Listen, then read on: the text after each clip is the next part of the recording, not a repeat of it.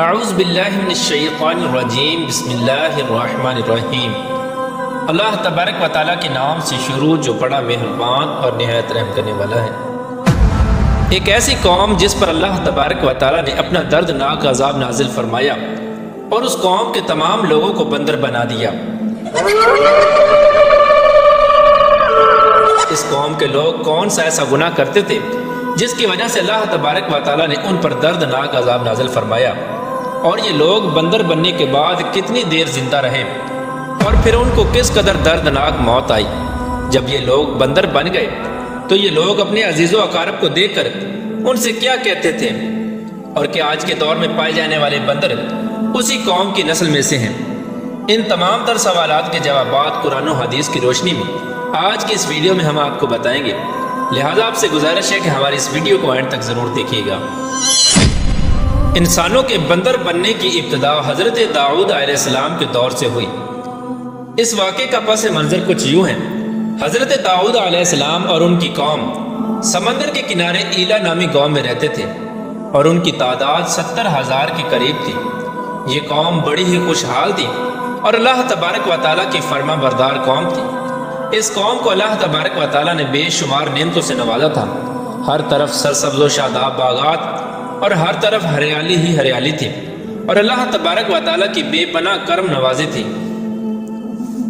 یہ لوگ اپنی اس زندگی میں بہت ہی خوش تھے۔ حضرت داؤد علیہ السلام کی قوم چونکہ سمندر کے کنارے رہتی تھی تو اللہ تبارک و تعالیٰ کا ان پر یہ خاص کرم تھا کہ سمندر کے اس کنارے پر بے پناہ مچھلیاں آتی تھیں جن کا یہ لوگ کاروبار کرتے تھے اور بہت ہی خوشحالی والی زندگی گزارتے تھے۔ جب یہ قوم اللہ تبارک و تعالیٰ کی نعمتوں کی وجہ سے خوشحال ہو گئی تو اللہ تبارک و تعالیٰ کی نافرمانی پر اتر آئی اور طرح طرح کے گناہوں کے اندر مبتلا ہو گئی۔ اور پھر ایک دن اللہ تبارک و تعالیٰ نے اس قوم کا امتحان لینے کا ارادہ کیا اور حضرت داؤد علیہ السلام کو وحی بھیجی کہ اپنی قوم سے کہہ دیں کہ وہ سنیچر کے دن یعنی ہفتے والے دن مچھلی کا شکار کرنا بند کر دیں۔ اس طرح اللہ تبارک و تعالیٰ نے حضرت داؤد علیہ السلام کی قوم پر ہفتے والے دن مچھلیوں کا شکار حرام فرما دیا، اور پھر یہاں سے اس قوم کی بربادی شروع ہو گئی۔ حضرت داؤد علیہ السلام نے اپنی قوم کو بتایا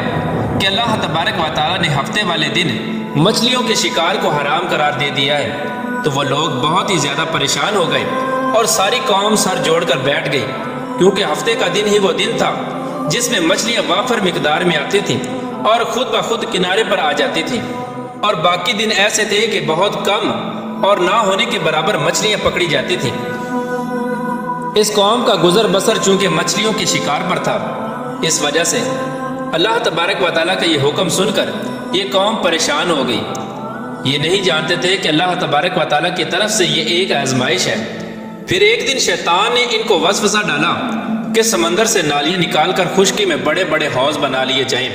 جب ہفتے والے دن مچھلیاں آئیں گی تو وہ نالیوں سے ہو کر ان بڑے بڑے حوضوں میں آ جائیں گی، اور اس طرح پھر ان نالیوں کا منہ بند کر دیا جائے،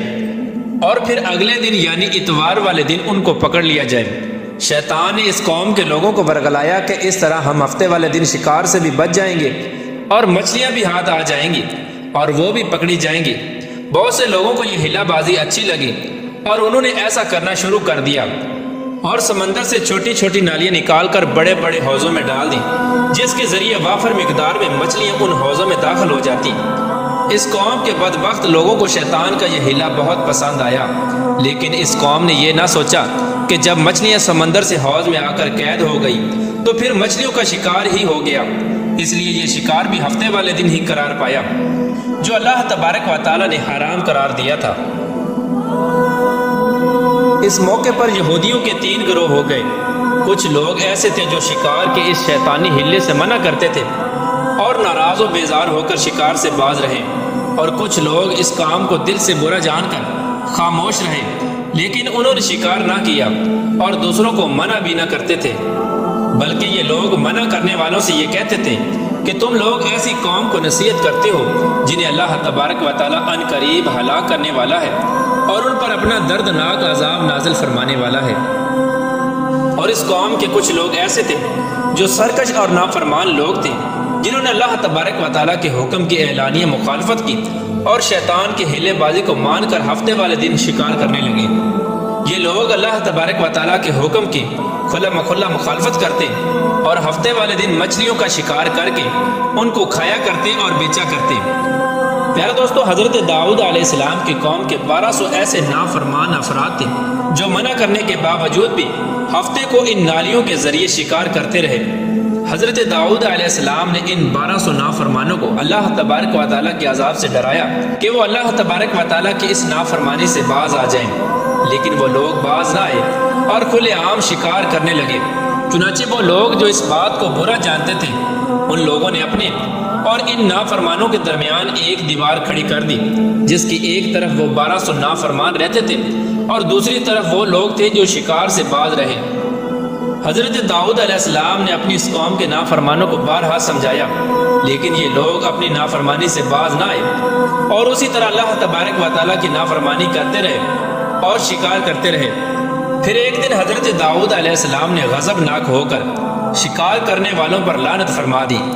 اس کا اثر یہ ہوا کہ ایک دن خطا کاروں میں سے کوئی بھی اپنے گھر سے باہر نہ نکلا۔ یہ منظر دیکھ کر کچھ لوگ ان کی دیواروں پر چڑھ گئے تاکہ معلوم ہو سکے کہ وہ لوگ کس حال میں ہیں۔ جب ان لوگوں نے ان نافرمانوں کو دیکھا تو وہ سب کے سب بندر کی صورت میں مسخ ہو چکے تھے۔ اللہ تبارک و تعالیٰ نے ان کی نافرمانی کی وجہ سے ان پر اپنا دردناک عذاب نازل فرمایا اور ان کو انسانوں سے بندر بنا دیا۔ جب لوگ ان مجرموں کا دروازہ کھول کر ان کے گھر میں داخل ہوئے تو وہ بندر اپنے رشتہ داروں کو پہچانتے تھے اور ان کے پاس آ کر ان کے کپڑوں کو سونگھتے تھے اور زاروں کی طرح روتے تھے، لیکن وہ کچھ بول نہ سکتے تھے۔ اللہ تبارک و تعالیٰ کے ان نافرمان بندر بن جانے والے لوگوں کی تعداد 12,000 تھی۔ ان 12,000 لوگوں نے اللہ تبارک و تعالیٰ کی نافرمانی کی اور اللہ تبارک و تعالیٰ نے ان کو بندر بنا دیا، جس طرح کہ اللہ تبارک و تعالیٰ سورہ بقرہ میں ارشاد فرماتا ہے، اور بے شک ضرور تمہیں معلوم ہے تم میں کہ وہ جنہوں نے ہفتے میں سرکشی کی تو ہم نے ان سے فرمایا کہ ہو جاؤ بندر دھتکارے ہوئے۔ اس طرح حضرت داؤد علیہ السلام کی قوم کے 12,000 نافرمان بندر بن گئے۔ یہ لوگ 3 دن تک زندہ رہے اور اس دوران یہ کچھ نہ کھا سکتے تھے اور نہ ہی پی سکتے تھے، بلکہ یوں ہی بھوکے پیاسے سب کے سب ہلاک ہو گئے اور 3 دن کے اندر سب کے سب مارے گئے۔ اور وہ لوگ جو ان نافرمانوں کو اللہ تبارک و تعالیٰ کی اس نافرمانی سے منع کرتے تھے، اللہ تبارک و تعالیٰ نے ان کو اس عذاب سے سلامت رکھا، اور وہ لوگ جو اس شکار کو برا جان کر خاموش رہتے تھے، اللہ تبارک و تعالیٰ نے ان کو بھی اس عذاب سے سلامت رکھا۔ پیارے دوستو، اب بات کرتے ہیں کہ آج کے دور کے بندروں میں سے کیا کوئی بندر ان کی نسل میں سے بھی موجود ہے، یا آج کے دور میں پائے جانے والے بندر انہی بندروں کی نسل میں سے ہیں؟ اس کے متعلق روایات میں آتا ہے کہ حضرت عبداللہ بن مسعود رضی اللہ تعالیٰ عنہ سے روایت ہے کہ حضور پاک صلی اللہ تعالیٰ علیہ وآلہ وسلم سے کسی نے سوال کیا کہ آج کے بندر کیا حضرت داؤد علیہ السلام کی قوم سے ہیں؟ تو حضور نبی کریم رؤوف الرحیم صلی اللہ تعالیٰ علیہ وآلہ وسلم نے ارشاد فرمایا